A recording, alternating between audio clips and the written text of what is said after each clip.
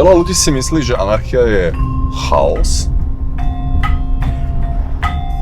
ale anarchia je absencia vlády.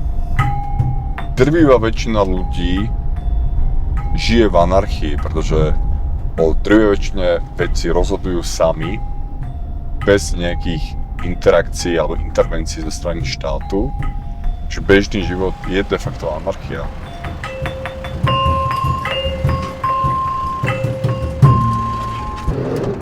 Je to môj domov, kde prespávam vždy, keď som v Európe.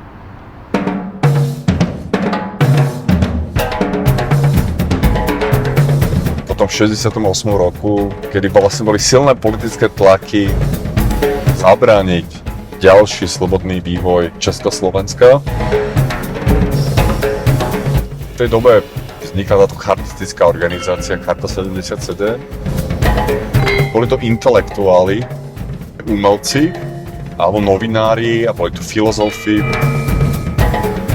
Václav Benda koncom 70. rokov napísal manifest, ktorý sa volá Parallel Polis. On si uvedomil, že nedáva až taký veľký zmysel snažiť sa zmeniť toho systému v dobe, keď je tvrdá normalizácia, ale dáva zmysel sa presunúť do tej paralelnej spoločnosti. Bol to manifest, ktorý vyslovene hovoril o tom, že tá sloboda vyjadrovať sa, sloboda tvoriť je absolútne kľúčová. Ten paralelný polis upadol doslova do zabudnutia, a až keď sme ho opäť nevykopali vlastne.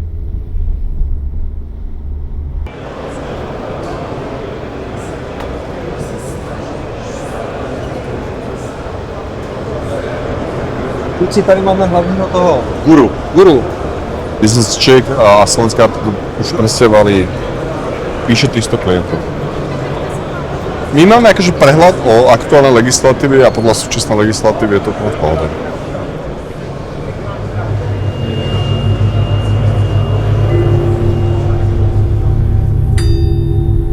Ja som voluntarista, to znamená, že nie len to, že som presvedčený, že akékoľvek vzťahy by mali byť obojstranne dobrovoľné, ale aj odmietam vzťahy, ktoré sú jednostranne vynúcované. A typicky jednostranne vynúcovaný vzťah je medzi štátom a občanom. To znamená, že občan sa len tým, že sa narodí na nejakom mieste, tak stáva sa napríklad daňovým otrokom, alebo stáva sa obeťom veľkého množstva regulácií a zákonov, ktoré si nikdy dobrovoľne nevybral.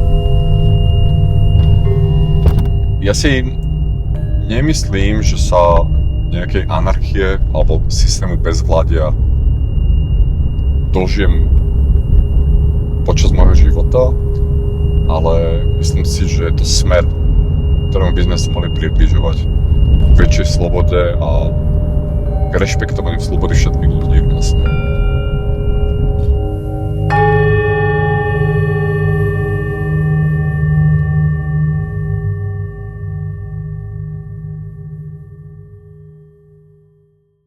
We don't have to rely on the government or the state, but we can make our own way.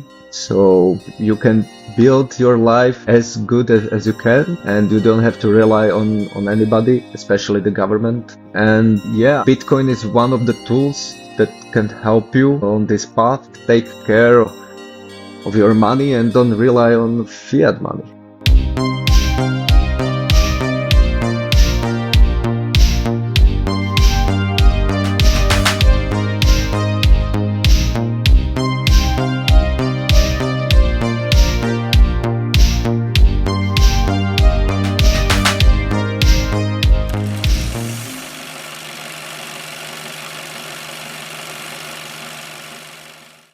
I just hit record, but go. You're so funny, man. An opening. I'm gonna leave this. Oh, for sure. This is going to be in the bloopers. Yes. Now I'm showing you guys, this is a technology improving sound quality. The headphones 1987. I'm not cutting this. Let me show you. Look. This is how I'm speaking with my Lenovo ThinkPad raw dog in it. And now, here. Is it better or worse? Yeah, Maybe. You can't even say, better right? bit. Okay, if it's better, let's keep it. Yeah, if you can have it like here. Okay. Now better. All right, let's do it. Hello, guys. Welcome once again to Bitcoiner Podcast. We have started a new community on X that it's called Proof of Thoughts, where we're gonna discuss more things related to Bitcoin that is quite related to it directly or indirectly. We're gonna discuss more stuff like sand money, culture, quantum computing, deflation, fixed supplies, everything that somehow is related with Bitcoin and It's it's a not cool related name. with fiat. Yeah, do you like it? That's amazing. So it's going to be short formats, audio only. It's going to be hosted on Substack, but Substack will deploy on every social platform and also, of course, in Nostr, in basically every podcast platforms. So, but Proof of Thoughts is going to be a community where you can find everything there. And we're going to have also long formats, articles about it, because again, it's not going to last as long as these episodes. So I think that's it. So you're invited to share everything that you find useful or interesting. You're invited to go. More exciting episodes to come as well with Bitcoin Film Fest and our regular schedule. So today I want to welcome my co-host. Today is a different co-host today. Tom McKay is back, and I also want to welcome to Pigson. So he's a filmmaker and also I say it backward, right? Because he was Martin Pigga, aka Pigson. Well, anyways, welcome, guys. Hello, everyone. Thanks for having me. Hey, guys. So, Tomek, today you're going to be the co-host, so you can jump whenever you want, ask whatever you want, and also you can do whatever you want. Anytime. Happy to catch up with you guys. All right. So, Pixon, I always like to start the podcast if my guest can share a little bit about his background, because probably it's the first time that someone is learning about your work. So probably if you can share a bit about it, then we will jump about your Bitcoin rabbit hole journey and all the filmmaking and moving forward. Yeah, so I'm Martin and I'm from Slovakia.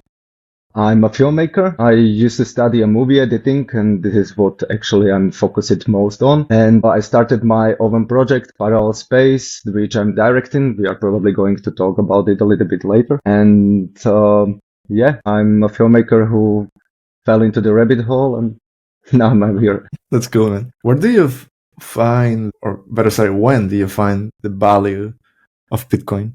And when I say value in this podcast, I never said about the monetary value. I'm talking about the deeper level about it, like your how moment, some people call it. So if you can share a bit about that. Yeah, I think so. As to most people, I heard about Bitcoin like, I don't know, let's say like 10 years ago or so, because I read those titles in the news, like the price is going up and down, but I haven't paid attention to it because I had no idea what Bitcoin is. And when I started to work on my recent project, Parallel Space, I ran into the community which is using the Bitcoin as a liberation tool.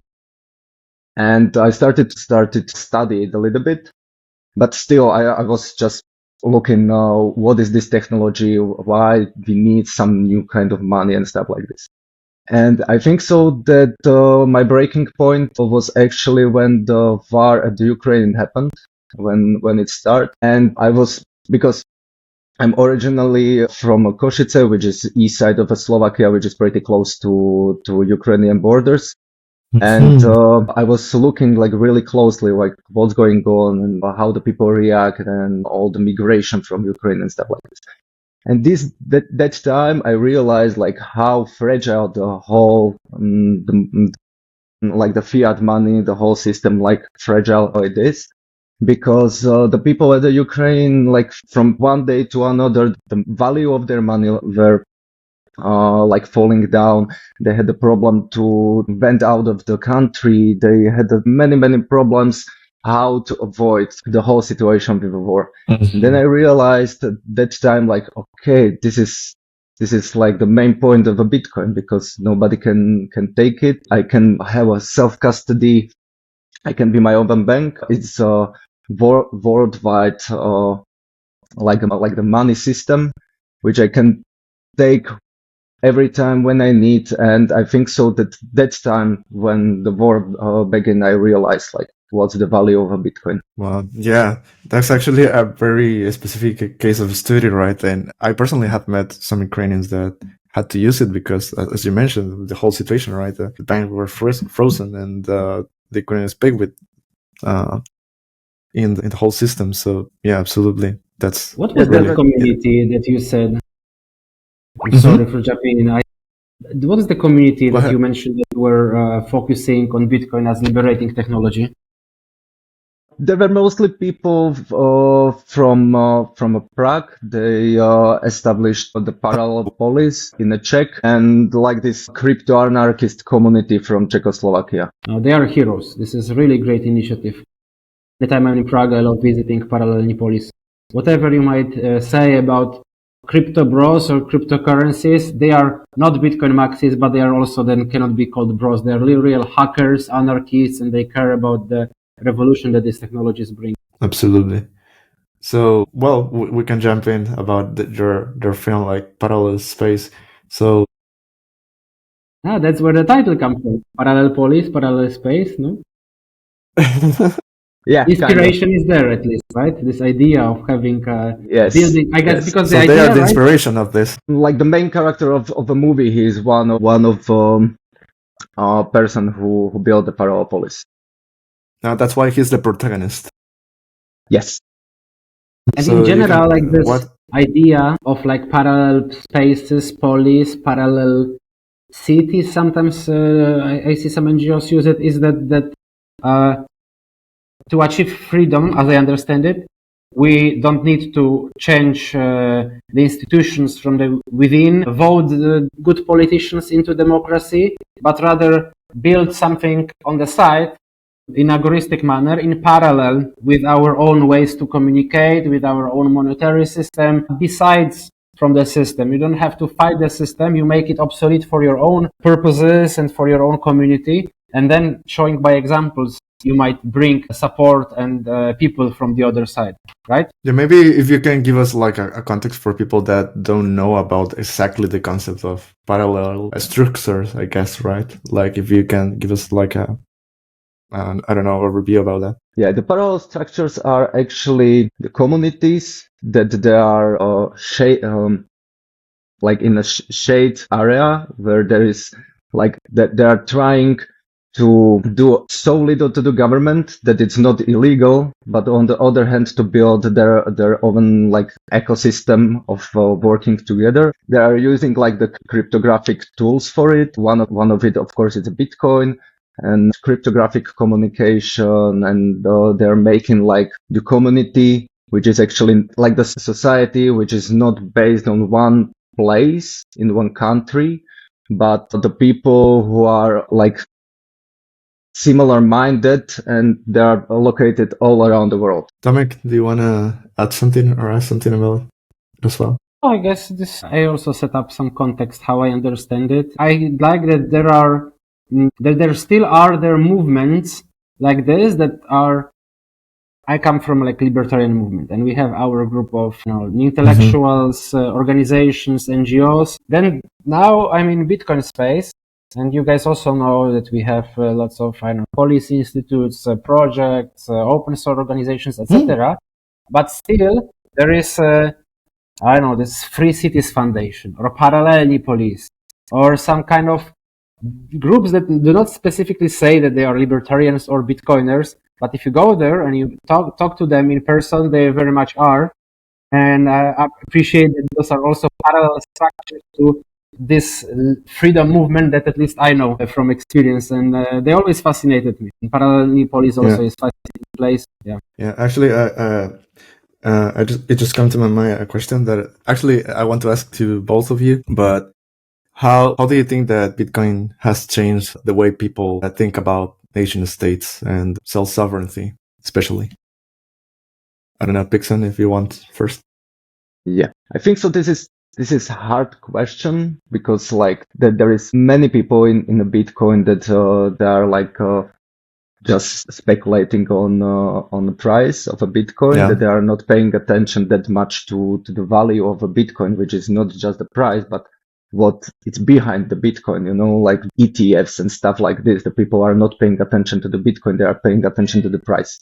So I think so it's hard to answer this question, but I think so that there is still like many people, especially like from the beginning of a Bitcoin. It was about the cyberpunkers. It was about the crypto anarchists, the people who were trying to build the parallel economy system that they can interact each other to create something new. And if you are looking on a Bitcoin in this way, you're starting to go deeper and deeper and starting to learn stuff about inflation, what is money printing, how the banks works, that your money in your banks aren't your money. This is actually pretty interesting. And also that the government are all the time printing infinite money, and they are making people like the globally at the earth, they are making them purer and purer every day.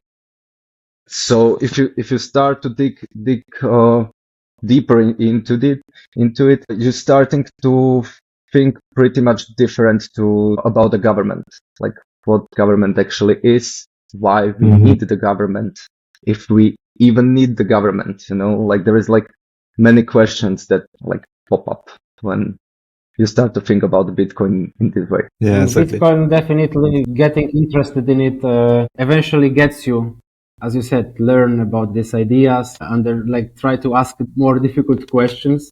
And answering to your one, how it impacts the nation states, I don't want us to be too hopeful. I had some, and not only me, some early cypherpunks from much previous generation. They were also hopeful about the internet, that it will bring the end of fiat stupidity, that the global exchange of information will finish nation states and we will live in a peaceful world. Looks like today, at least, nation states are nation welfare states are on the rise. So let's not be too optimistic, but I think Bitcoin can have a stronger impact on that. Bitcoin doesn't know borders. Participating in Bitcoin economy, after doing some transactions, after playing around with some apps, services, it's immediate to notice that, okay, you can easily, like with internet, you can chat with someone from Australia, but now you can send him value.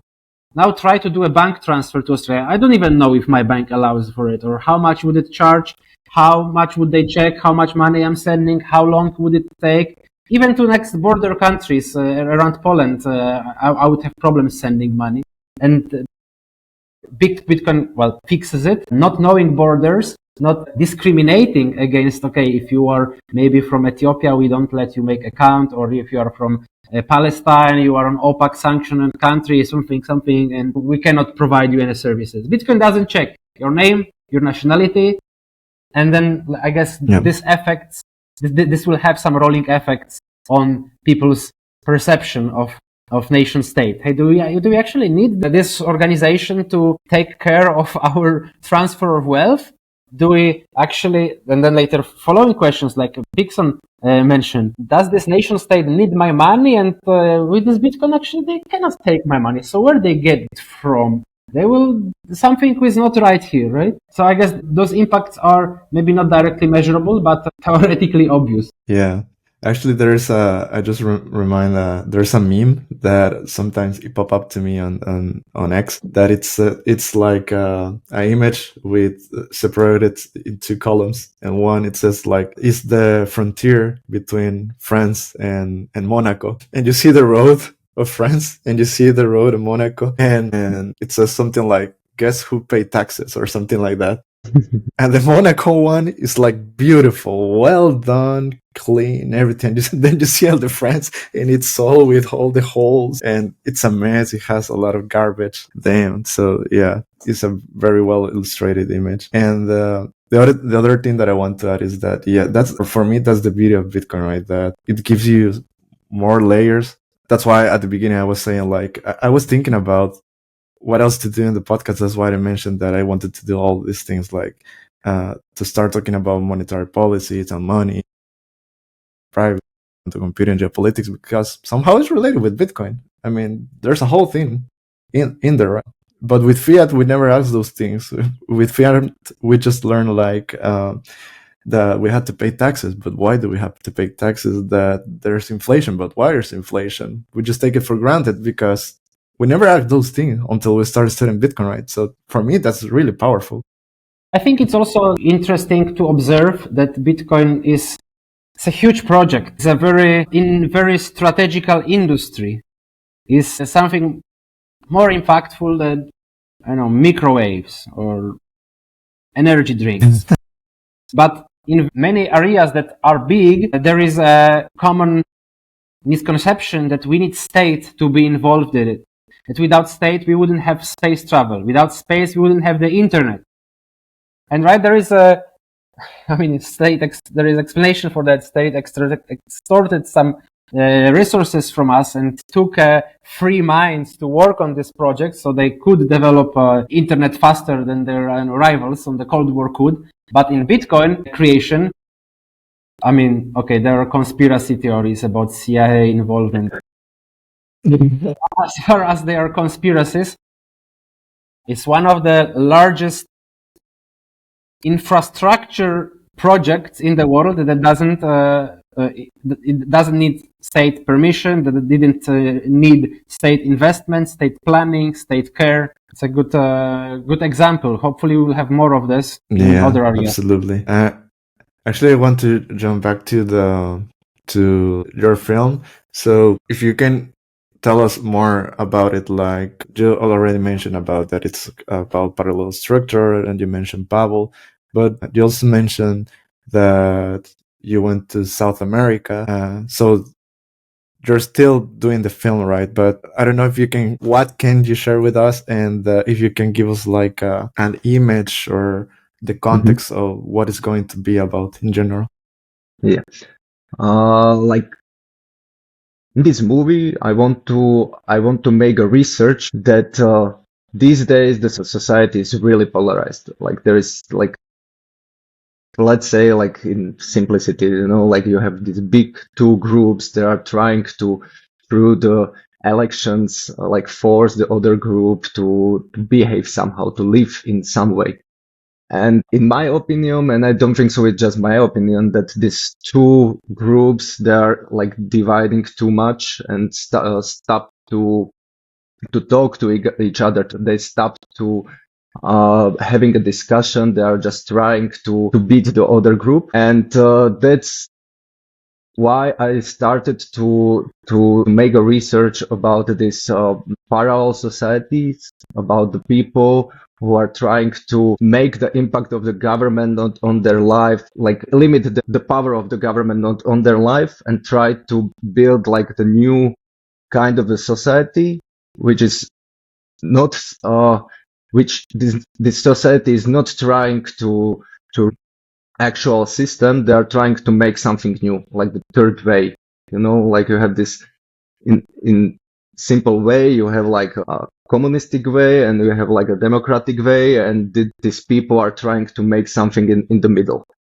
And it's like it interests me really much, like how these people live, like how they're living their like ordinary life. And I run into the Pavel Luptak, which is the protagonist of a movie. And Pavel, he's like originally like the computer hacker, but he became like the perpetual traveler. So he's traveling all the time, and he called himself that he's the global opportunist because he's looking for the best opportunities that fits to him. So what is a perpetual traveler, by the way? Sorry that I interrupt. What is a perpetual traveler? Perpetual traveler is like a digital nomad. Like he's not living everywhere. He's all the time traveling, and yeah. So he's like just traveling all the time. He's not living at one place. And so I contact Pavel, and I started to talk with him, like what's going on, like how does this work? And he explained me that he's implementing the flag theory into his life. And the flag theory basically means that you are trying to decentralize your life to different countries to protect yourself against the government. So you have like a passport from one country, the residency in the third country, you have a company in the fourth country, and so on and so on. So health insurance, bank account, cryptocurrencies as well. So this was something like very interesting for me because he was looking at the world like he was something like a global person that I never heard about this before I met him. That like we were like we used to be tough in the school and from the family and stuff like this, that you have to go to school, you have to find a job, you have to buy a house, you have to make a family. And it's the best thing if you live somewhere close to a family, which is absolutely great. I'm not against it. I'm just saying that it was really interesting for me that there is like many people in the world that are living very different way, attached to some particular place. One of the things that Pavel is doing, he has a company which is called like Liberation Travel, and he is helping people to make a residency in the Paraguay in Latin America, because in Paraguay, if you are resident in the Paraguay, you are paying taxes to the just from the local income and not from outside of the Paraguay, which actually means that if you have a tax residency in the Paraguay but you are not doing a business in the Paraguay, you don't have to pay taxes. So he's helping people to make a residency there, and they are building like actually the group of these Czechoslovaks that move into the Paraguay these days is somewhere around 400 people who already did it. And I want to make a research about these people who are actually just not trying to adapt to the current system, but trying to build something new. That was very, very interesting. And also they start like the beginning of this parallel society, which Pavel and his friends, it actually happened somewhere when they find out Bitcoin and they found out the Silk Road. They realized that there is like a really big market where people can voluntarily like do a business to each other, and they realized that they can do it, that they can like move into the parallel society, and they founded a Parallel Polis in Prague. That was like the very first place that was like the Bitcoin only. You could pay just with a Bitcoin there. And what was very interesting, like why it's called the Parallel Polis, because the concept of a Parallel Polis, it was established in Czechoslovakia when the Czechoslovakia was part of the Soviet Union. There was like group, like this dissident group of intellectuals and artists, and they create this community called Chart 77. And one of the members of Chart 77, Václav Benda, he wrote a manifest called Parallel Polis in the 70s in Czechoslovakia, which was actually about that this totalitarian regime, which was in Czechoslovakia at that time, like Czechoslovakia was part of the Soviet Union.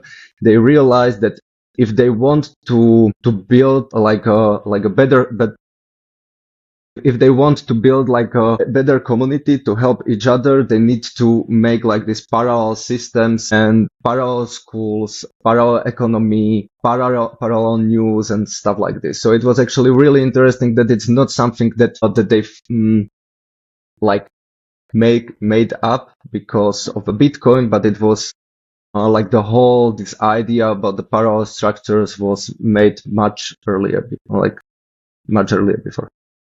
It's really interesting. We had something similar in El Salvador, like I think around the 70s as well and 80s, because in El Salvador we were ruled by the militaries back then, during the Civil War, and it was like the same thing. It was, I don't know if I need to ask, because I know I learned about this in school, but I just don't remember. But I need to ask my dad that there was this group of people that it was also about philosophers and teachers and students as well, right? And they were trying to to live this different life that back then it was the system, right? So it's really interesting that similarities between Europe and Latin America, especially in the same time, how these things happened.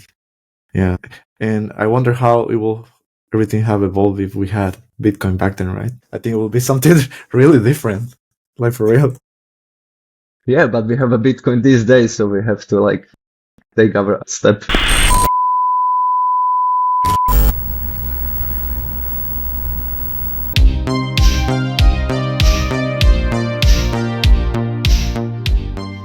Cuando dejas tus activos digitales en un exchange o en custodia de alguien más, te expones a riesgos de terceros no deseados. A diferencia del sistema bancario tradicional, Bitcoin te permite tomar el control total de tus fondos utilizando tus propias claves privadas. Esto te permite ser soberano y esencialmente tu propio banco. Al tomar el control de tus Bitcoin, puedes evitar riesgos innecesarios de terceros. Almacenar tus Bitcoin en custodia de terceros como los exchanges puede exponerte a ataques de actores malintencionados, gobiernos o estafadores que lo único que quieren es apoderarse de tu dinero. Las billeteras de hardware aumentan la seguridad de tu billetera porque tus claves privadas se almacenan en un dispositivo especializado que no está siempre conectado al Internet. Como te he dicho antes, mantener tus claves almacenadas en un dispositivo en línea puede exponerte a factores adicionales de ataque, por lo que se recomienda usar una billetera de hardware al almacenar grandes cantidades de Bitcoin durante largos periodos de tiempo. Jade es una billetera de hardware no custodial para Bitcoins y Liquid que ofrece opciones de firma simple y firmas múltiples. Yo personalmente lo utilizo para almacenar mis Bitcoins, ya que me siento mucho más seguro manteniendo mis Bitcoins en una billetera fría que en una almacenada, por ejemplo, en mi teléfono. Si estás pensando en adquirir uno para ti, no olvides utilizar el código de descuento de nuestro show, BitCorner Podcast. De esta forma estarás apoyando directamente el show y además obtendrás un 10% de descuento para la compra de tu billetera fría.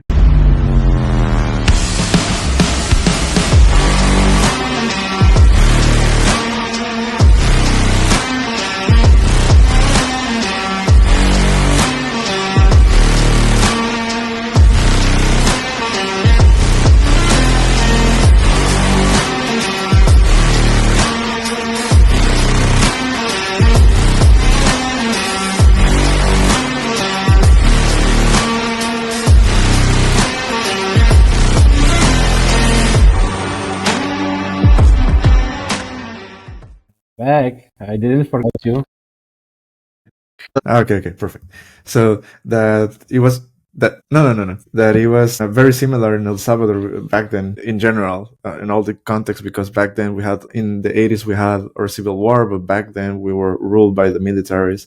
So the structure of living, let's say, the lifestyle was quite similar. And it's really interesting because our different parts of the world, so Latin America and Europe, were facing some similarities and that stuff. And I was telling him that it will be super curious that how things will have evolved if we have had Bitcoin back then. Probably will have been way different things. And I don't know if you want to add something or ask something, Tomek. No, go on. I just enjoy. You need to get back at the rail. Stories. I also can't wait to ask Pigson. Maybe that's the time. What challenges is for creating a film in this space, which is quite niche, right? I don't think you, or maybe you do, expect returns. It's not a blockbuster production. How is this side of things? Because you do your craft well. I've seen trailers. I've seen your previous work, and you are good in this craft. But still, it requires fundraising, selling, distribution for pay your costs and also motivate you to work hard, because very often when you work on a film, it takes more time than anticipated. And at some point you might get to some frustration wall, which will you be at the point sure that you cannot even squeeze more dollar out of it, but you need to deliver. I work in this space and I always admire filmmakers for commitments, because you don't do, maybe you do on the side, but it's not an advertisement or TV series for TV where it's a convenient job, they will pay, you have all facilities and people to collaborate with. It's basically your project, you decide how to do it. It's like a business, man. So yeah, how does it is a business. Yeah. how does it look in this case? Do you have some patrons in it? Do you crowdfund for it, or you just made some money on Bitcoin and you realize yourself as an artist now? No, yeah, this is mostly like my passion project because I'm really interested into the topic and into the whole situation, like in the Bitcoin space, and I'm working on it mostly during my free time when I'm not working on other projects. So this is sometimes hard, because I would like to move a little bit faster, but it's not very possible. Not just because of the time, because I need to make my living as well. So I'm working on other projects, but still this topic is like very wide and very like there is so many aspects into this project, into this topic. So working on it, it's really challenging to find the best way. This is why we are still doing the research and trying to find the best shape, because making movie is like very expensive thing, because it takes a lot of time. It's some colleagues which help you. You need the technique and stuff like this. So it really takes a lot of energy and a lot of money. And I was pretty lucky because when I was at the Bitcoin Festival last year, I met Mick from a Geyser, and he told me about this incredible project where you can make crowdfunding on a Bitcoin. And I found some donators there, and they helped me to crowdfund some money, which is absolutely beautiful that I have this opportunity, because without Geyser, I be still putting my own money into the project. So that was absolutely amazing that we raised some money there. And like it's hard if you want if you want to make like a personal movie talking about these hard topics. It's tough provoking.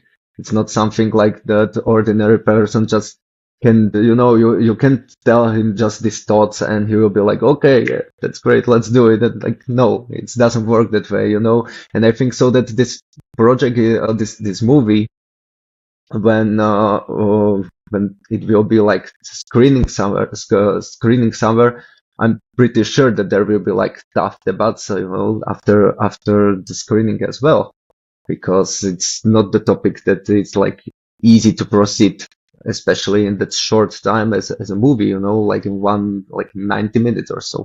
It's super expensive. Whoever doesn't know about it, making films, renting the equipment, paying for a spot where you want to film if you need to pay for it. This is always more expensive than I anticipate when I hear about some budget or costs. And the reality of business model of such venture, well, this is art. And it really takes commitment, of course. In every venture you need commitment, but it takes creative genius to actually make something happen that is good and that will make some money. Probably painting a picture, it takes less resources. But film is, 30 pictures per second, and it lasts 2 hours. And in the meantime, you don't buy paint, not the degrading oil painters or something, right? But the whole investment into this technology that enables us to freely watch movies and have them visually appealing is just expensive. So, man, good luck. I know that good luck and congrats, because I know this is a difficult path that you're going. Thanks a lot. Yeah, I wanted to ask that. I have no idea actually how it works between the budgeting thing between, let's say, now the industry in independent films. I think that probably like some private companies or sponsorship goals that are somehow involved in whatever you're researching, right? To give you the money and then you can do the film. I have no idea how it works. So, but I saw in your website that you have been in other projects in the past. I think they're not Bitcoin related, or probably yes, I don't know. No. So if you can tell us how it works, like in the regular industry and then in this industry, so people can see like the difference. And if realistically, do you think that Bitcoin little by little, it can open new doors, I don't know, for independent filmmakers? Because as Tomek said, it's quite challenging. It's quite difficult. Geyser is really good. I have seen a lot of projects there, not just filmmaking, like a small project in that regard. So I think it can change the way to like people be actually more independent, right, about doing what they love. So, especially in the Europe, most of the movies, like I don't want to tell some percentage or something like this, but it will be like very high percentage of movies. It's making from mostly the national grants, like the film funds or television funds or some government funds. It depends from country to country. And usually this is how they raise money for it. You know, at the first you are asking for developing a script. After that you are asking for a production, and when you finish the production you are asking for another round of the funds. But most of the movies is making this way, that they are actually, those movies are not actually making any money. That like a lot of movies are not making actually any money. They are like basically, let's say, paid by a government. Like let's say it's simple. And because of the topic of this movie, I wanted to try to do it a different way. So we started with this Geyser crowdfunding, and when we finish the research and we'll have some better script, I would like to ask, of course, for some sponsors. But at the moment, there is still some time to be prepared for that. But this is like the biggest difference. And actually, there is not very. I don't know personally about like some Bitcoin film space at the moment. There is maybe some few small productions, but nothing like a big, like I haven't met anybody who is like making a big production and they're building in around the Bitcoin or so. Well, I don't know. It So, depends. but I think so it will be. Depends what you call big. We have already few films that are $6 figures budgets, and then Okay. maybe few over $1 million budget. Yes. Okay. That's yeah, so cool. like over million, especially in the Europe, and with the documentaries, it's big budget. Those are American projects, so you know they have bigger access to. America is very, very different. Yeah. America is very different to Europe, but I don't know that much about America, so I don't want to confuse anybody. But it's very different. Because it's more like a loan. It's not like a fund. It's not like the sponsoring. For those people, it's mostly like an investment. So it's very different. Yeah, but it's true. Now that I realize that when I see some films or documentaries, so even TV shows here in Europe, normally I just see that it comes one from the government, let's say, or from small studios that actually somehow are related to them.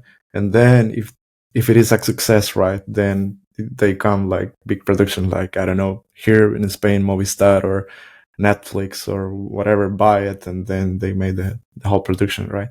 But I think the beauty of filmmaking is that if someone put money on it, you're not independent, therefore it could be pushbacks or censorship somehow, right? But if you're independent, you can tell your own story. Like Tomet said, yeah, there's big productions in the US, but that's a different. Like, just to give an example, the recent one that it was like Money Electric, that came from HBO, right? But it was no independent at all. It came from HBO. Yeah, it's super different. I don't know if HBO produced it or they just bought it, because it's also different. Good question. Because you can make a movie and sell it to the HBO, but especially with that ending, I'm pretty sure that HBO has their fingers in it. I think it was Good commissioned. question. I don't know. Tomek, do you know? I'm not sure, but I think it was planned by the station. It's like part of some series of documentaries around technology topics, if I'm not mistaken. Interesting. Right, guys, we're gonna start wrap it up. We're almost 45 minutes, and I just want to take you 1 hour, Pigson, because I know that you have a lot of things to do. Also, Tomek. So let's do 2 more questions from my end and Tomek's end. Before I forget, guys, we're having the first Bitcoin conference in Barcelona on this June, is 6 and 7. So you're very welcome. It's the first one, so it's self-funded, but if you can come and support us, it will be really interesting. It's going to be around 90% in English, and we're going to have a space for communities as well. I'm planning But to come. before that, This is Sorry? I'm planning to come. I saw your website. It's actually not a conference. It's not a conference, and it's a trend now to not do a conference, but organize not conference or unconference. And I see that there is some, artistic cypherpunkish vibe, quite similar to what we have at Bitcoin Film Fest.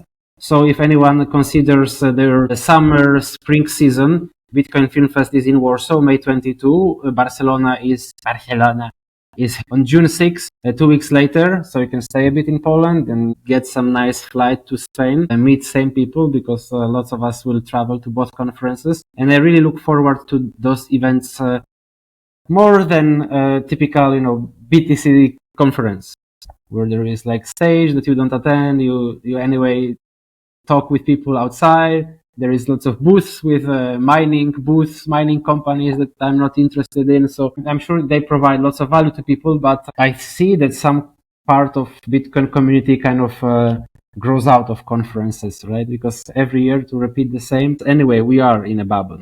We are on our Twitter Nostr discussing same topics, and after a conference going to eat a steak. It's becoming a bit monotonic. It's not very healthy for the culture development of this movement. So I was very happy when I learned that Bitcoin Barcelona, you guys are organizing something special, BC 833, something like this, right? VCC 8333, something like that. So yeah, you can check it out. And yeah, it's true. It's not a conference, but we sell it like a conference. But yeah, it comes from the very cyberpunk vibe. Actually, there's a lot of cyberpunks people here in Barcelona that when I met them, it's like crazy. There's a lot of projects that they are developing now that more Bitcoin companies are emerging, right?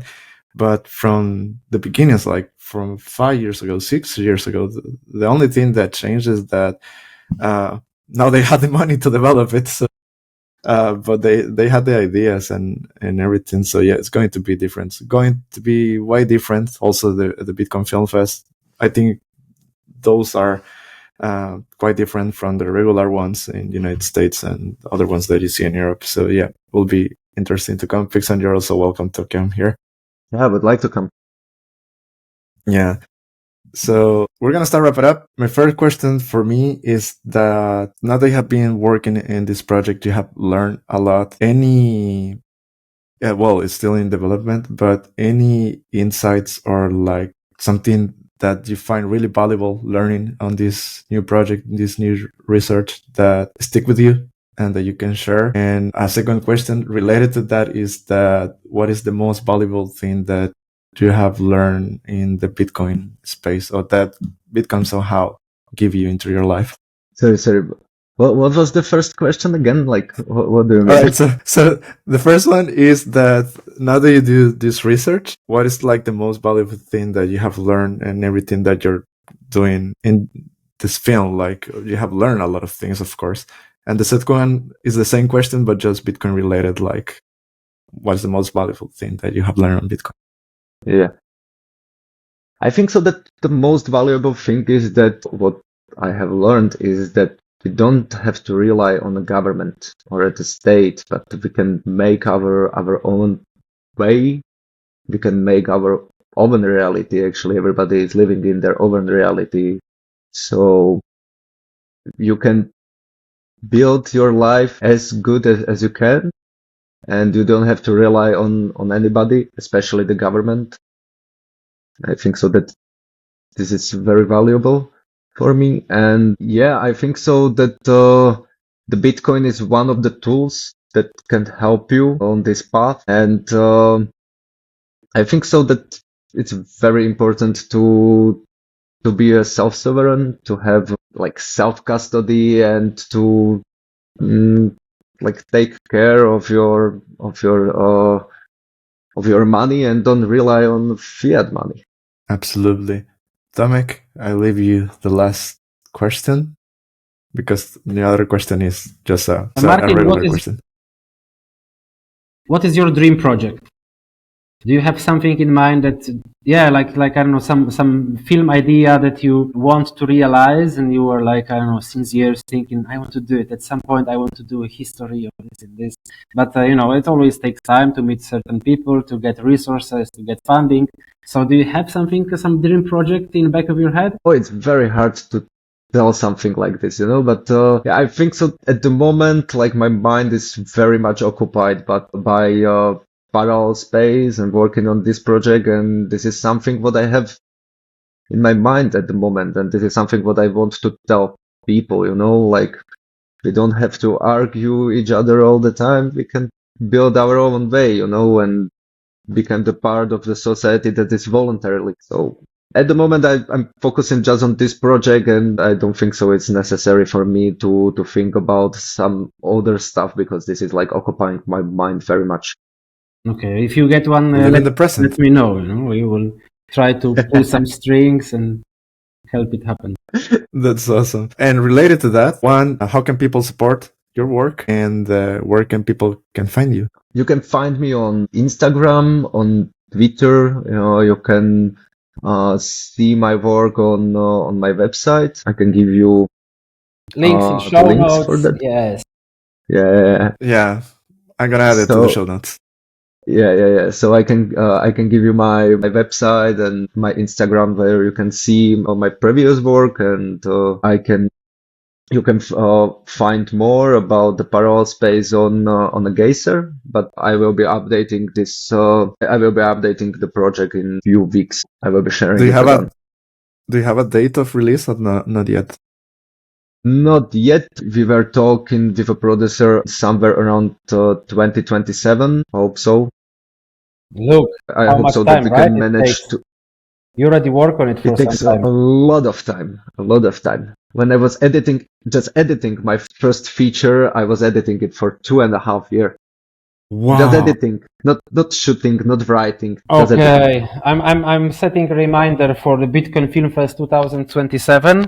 The Prague release of the film. But Martin and producer will be present this year in Warsaw, May 22. You guys can come over, check Bitcoin Film Fest on Twitter, bitcoinfilmfest.com, and learn.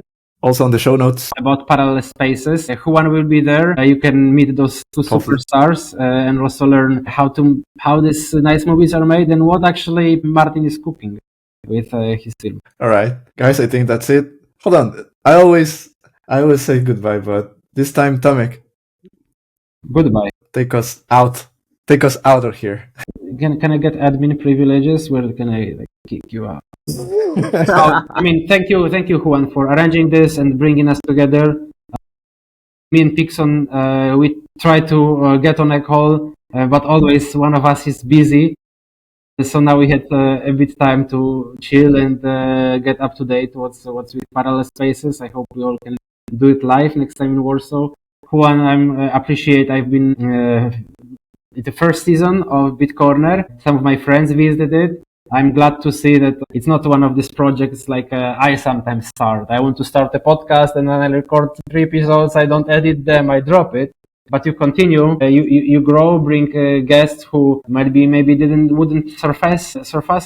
Raise interesting topics that are not at any other yet another Bitcoin podcast. So also your guys doing good job. We wouldn't have Bitcoin adoption just with technology and ETF and whatever you might say. We need culture. We need educators. We need podcasters. We need filmmakers. Because I believe that regular people, they get Bitcoin more not through interacting with wallets. Yes, sure, but their mindset must change, and it changes with more podcast episodes, good films, and film festival. Thank you, guys. Good conversation. Hope to thank you. See you alive and strong in 2 months in Warsaw. Bye bye. Thank you so much, guys. See you next month.